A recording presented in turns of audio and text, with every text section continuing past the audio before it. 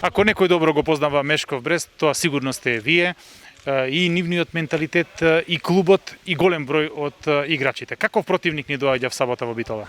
Pa sigurno jedan jako dobar protivnik koji je prošle godine došao među 8 u Ligi šampiona, dakle koji imaju u zadnje vrijeme jedan jaki uspon evropski, pobjeđuju velike utakmice i sigurno da je možda u zadnje vrijeme i najjači protivnik koji je došao u Bitolju.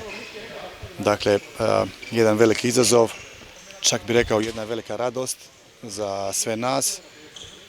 Mi smo spremni, željni da se takmičimo i vjerujemo da možemo imati dobar rezultat protiv momčadi iz Bresta, bez obzira što su oni učesnici Lige šampione, što stvarno imaju jak tim. Одигравте 3 контролни надпревари во Маврово, 3 на струшкиот турнир плюс Суперкупот. Колку е тоа доволно за еден вака силен надпревар уште во месец август и колку освоениот трофеј прв по 16 години значи за екипата од гледна точка на верба во себе и самодоверба? Pa za doverbu znači sigurno mnogo i naravno da smo mi svi sretni, zadovoljni i ponosni što smo osvojili trofej, međutim poznato je da u sportu sport ne priznaje i ne sjeća se prošlosti. Dakle, to je prošlo, mi smo sretni.